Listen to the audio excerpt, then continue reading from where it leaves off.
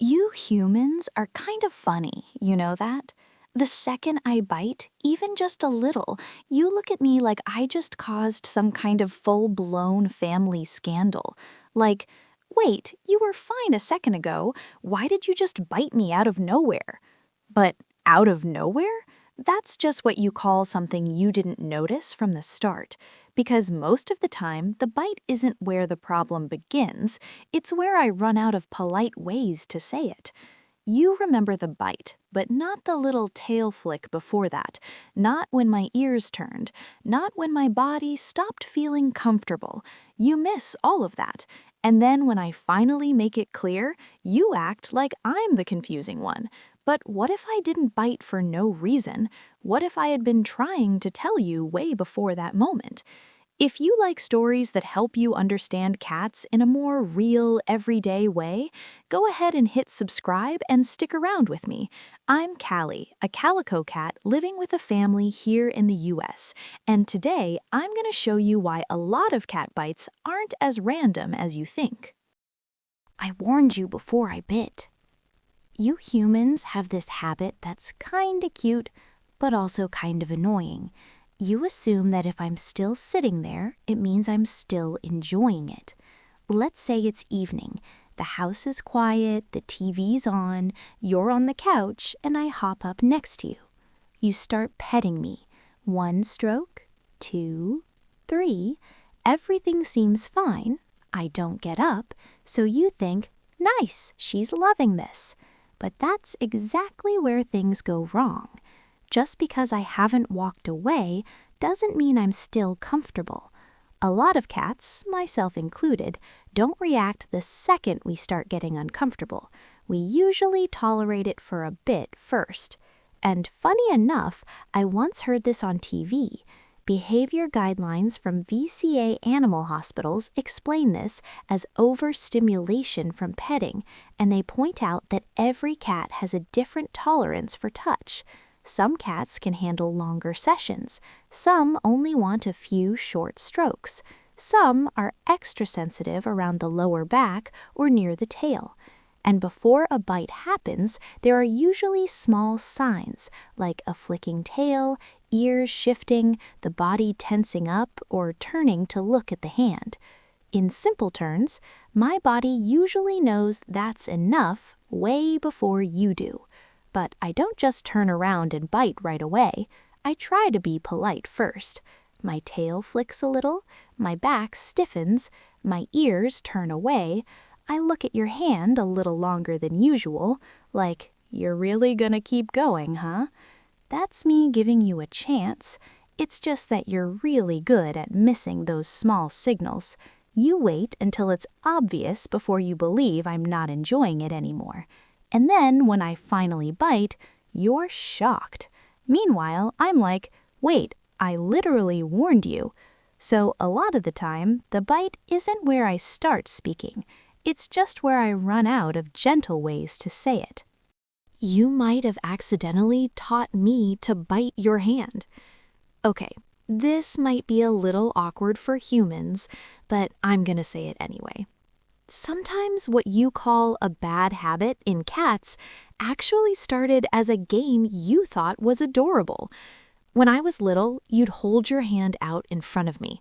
Your fingers would wiggle, your hand would move back and forth.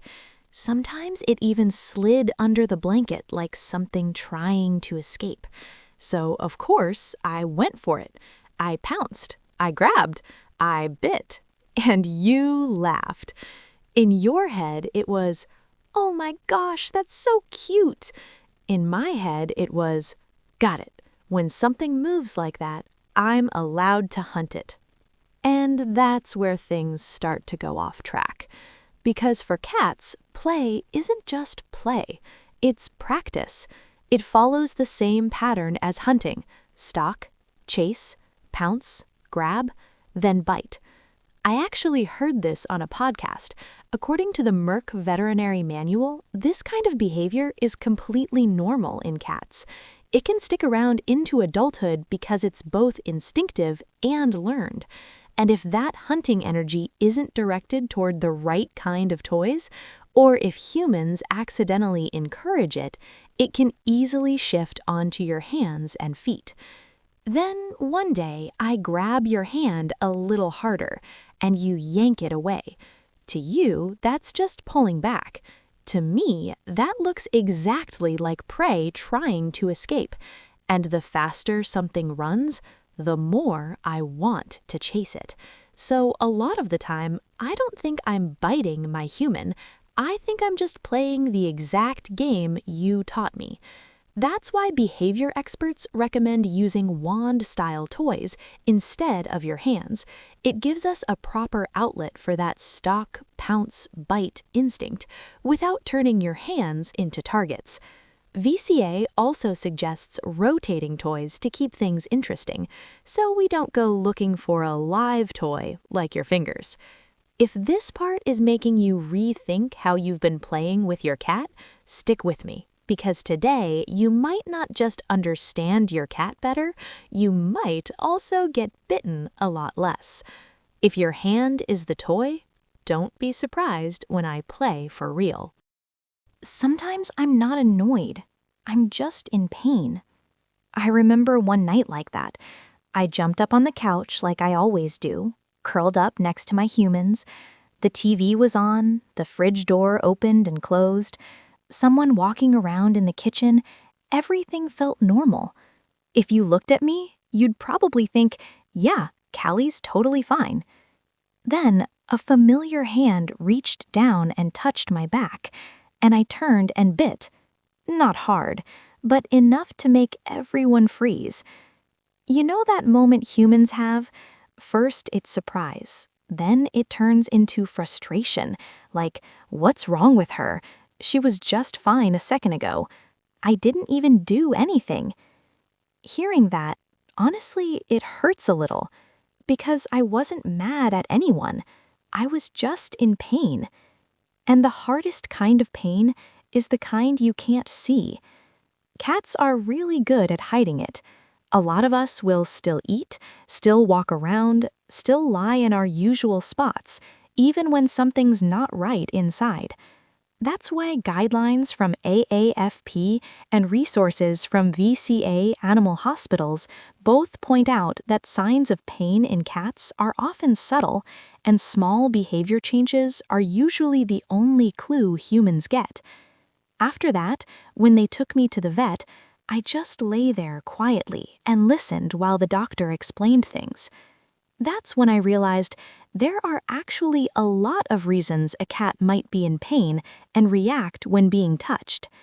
Things like dental pain or gum disease, arthritis, back or spine issues, injuries from a bad landing, skin problems, even bladder or urinary issues. The Merck Veterinary Manual explains that something called pain-related aggression often shows up when a cat is touched or moved, and VCA animal hospitals also point out that if a cat mainly bites when you touch a specific area, pain should be the first thing you consider. Lying there, I remember thinking, yeah, I tried to tell you. My body just said it louder this time. So if one day your cat turns and bites when you pick them up, touch their back, reach near their mouth, or even just touch a spot that used to be fine, please don't get mad right away. They might not be being difficult. They might not be in a bad mood. They might just be hurting, and that was the only way they had left to tell you. And if you've ever gotten upset at your cat only to later realize they were in pain, tell me in the comments. Your story might help someone else understand their cat sooner than they would have. If a simple touch makes me bite, the problem might not be my attitude. It might be pain. When I'm scared, I'm not going to be polite.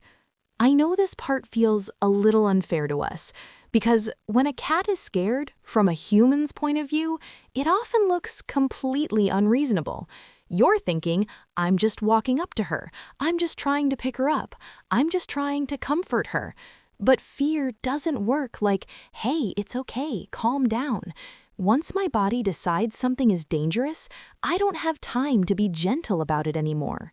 I remember one time there was a loud noise in the house. Nothing serious, just something dropping hard in the kitchen. To you, it's nothing.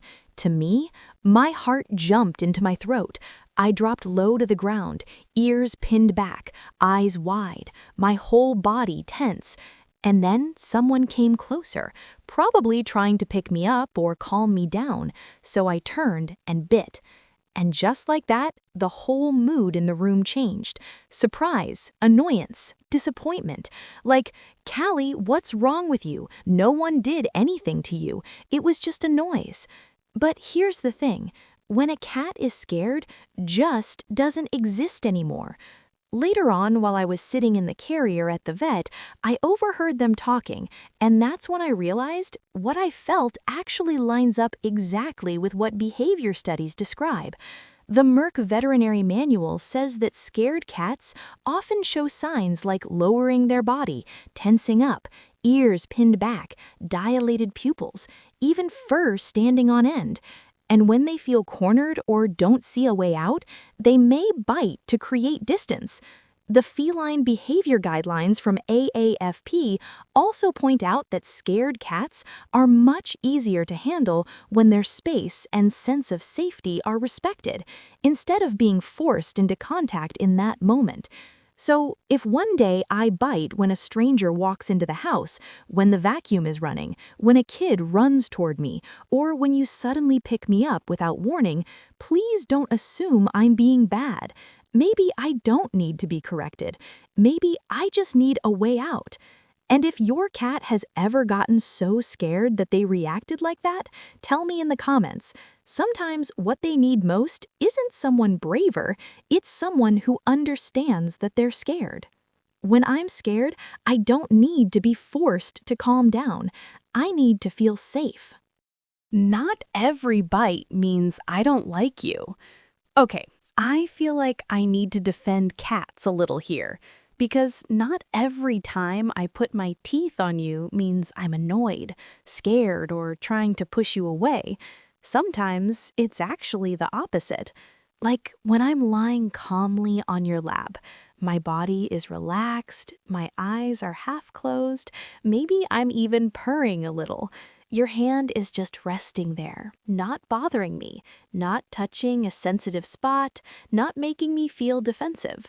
And then I turn and give you a tiny bite, so soft it barely counts as a bite, more like a light little nibble. Like, yeah, I know you're here. Yeah, this feels nice. Yeah, you're mine right now. I know, for humans, that's confusing. You're like, wait, everything was fine. Why did she bite me? But for us cats, affection doesn't always look the way humans expect. Sometimes we lean into you, sometimes we rub our head against your hand, and sometimes we get close in a way that involves a little bit of teeth. Now, to be fair, not every light bite is affection. If my body is tense, ears pinned back, tail flicking hard, or I'm trying to pull away, that's not love. That's me saying I'm not comfortable. But if I'm relaxed, soft, close to you, and the bite is quick, gentle, and not pushing you away, then sometimes that's just how a cat lets you into their inner circle. Honestly, this is probably the part that surprises people the most, because sometimes what looks confusing to you is actually me being really close to you in my own way. So next time I'm lying there, half asleep, and I gently tap your hand with my teeth, don't take it the wrong way. It might not be rejection. It might be trust. Has your cat ever done that? Those soft little love bites that don't actually hurt. I'm pretty sure I'm not the only one with this slightly weird way of showing affection. Not every bite pushes you away. Some bites are how I pull you closer. Don't just remember the bite. Remember what happened before it. If there's one thing I really want you to take away from this video, it's this. Don't look at a bite like it tells you everything about your cat, because most of the time, the bite is just the last part of the story. Before that, there were probably signals. Maybe there was overstimulation. Maybe there was a game that got taught the wrong way. Maybe there was pain no one could see. Or sometimes it was just a quiet moment of closeness in a way that's uniquely cat. You humans like things to be clear. If you like something, you move closer. If you don't, you pull away. If you're upset, you show it. But we don't always work like that. A lot of the time, I try to say things softly before I say them clearly. A lot of the time, I don't need to be corrected. I just need to be understood. And a lot of the time, the thing that hurts you the most is the thing I did when I ran out of gentler ways to say it. So next time your cat turns and bites, don't jump straight to what's wrong with them. Try asking instead, what happened right before that? Are they scared, in pain, or trying to tell me something? Did I miss a signal? Trust me, just changing the question can completely change how you see your cat. If you want to understand the little things cats do every day, the ones humans often get wrong, go ahead and hit subscribe and stick around with me. I'm Callie. And if today helped you understand us just a little bit more, then I think this video did exactly what it was supposed to do. Most of the time, I don't need you to be perfect.